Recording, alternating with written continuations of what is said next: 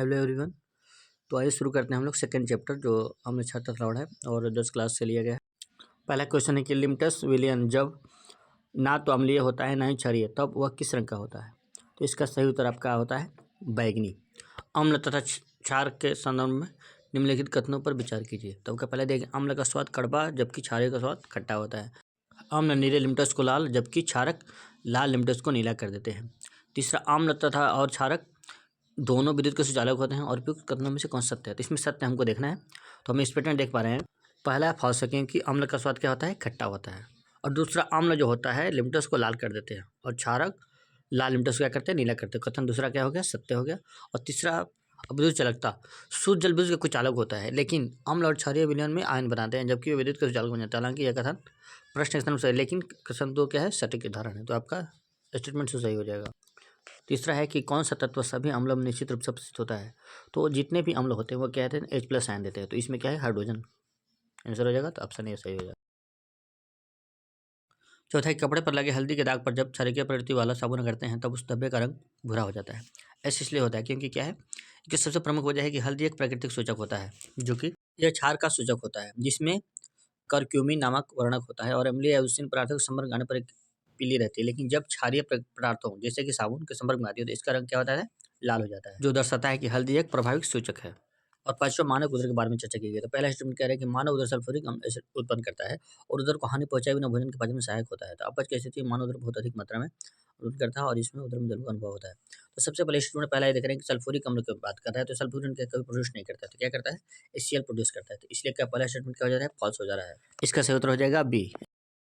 छठवां, pH scale के बारे में चर्चा की गई। इसमें कहा गया है कि 0 से 14 तक पीएच का मान ज्ञात कर सकते हैं और किसी विलयन में हाइड्रोनियम आयन की सांद्रता जितनी अधिक होती है उसका पीएच मान अधिक होता है। तो ये क्या है, फॉल्स है क्योंकि ये अपोजिट होता है। और किसी विलयन विलयन का पीएच मान 7 होता है। तो इस तरह से पहला स्टेटमेंट क्या है आपका सही है, दूसरा क्या है गलत है और तीसरा क्या है सही है। तो इसमें से क्या हो जाएगा, 2 और 3 बी सही है।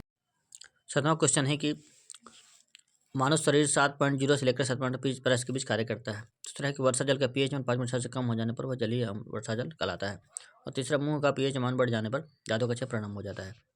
कथन पहला क्या है, सही है क्योंकि 7 से लेकर 7 के बीच कार्य करता है। दूसरा भी सही है क्योंकि पीएच मान 5 से 6 कम हो जाने पर इसे अम्लीय वर्षा कहा जाता है। तीसरा है गलत है क्योंकि पीएच का मान कम हो जाने पर जादू का परिणाम ना कि बढ़ जाने पर। तो यह 8वां है कि नेटल पौधे के पत्तों को छूने पर डंक जैसा अनुभव क्या होता है। यह दर्द किस अम्ल के स्राव का होता है। इसमें हो जाता है मिथेनोइक एसिड पाया जाता है। इस वजह से क्या होता है कि डंक जैसा दर्द होता है। मधुमक्खी के डंक मारने पर निम्नलिखित में से किस पदार्थ के उपयोग से आराम मिलता है। तो इसका सही उत्तर है बेकिंग सोडा।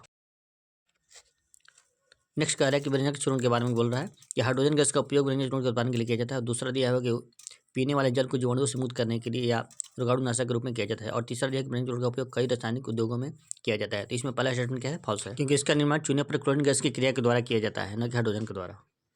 नेक्स्ट क्वेश्चन है, किस गैस के कारण पाव रोटी या केक फुलकर मुलायम हो जाती है। तो इसमें प्रमुख वजह है कार्बन डाइऑक्साइड CO2 है आपका कि किसका उपयोग सोडा अम्ल अग्निशामक के रूप में किया जाता है। धौन सोडा, बेकिंग सोडा। तो इसमें उपयोग किया जाता है बेकिंग सोडा। आपका नेक्स्ट क्वेश्चन है कि धौन सोडा के रूप में विचार करना है। तो इसका उपयोग जल के अस्थायी कठोरता को दूर करने के लिए किया जाता है। और दूसरा है कि इसका उपयोग घरों में साफ सफाई के लिए किया जाता है। तीसरा है कांच साबुन एवं कागज उद्योग में होता है। इसमें सभी स्टेटमेंट सही हैं। और आपका आखिरी क्वेश्चन है कि जिप्सम को कितने केल्विन तापमान पर गर्म करने पर जल के अणुओं को त्याग कर प्लास्टर ऑफ पेरिस बन जाता है। तो इसका सही उत्तर आपका हो जाएगा 373।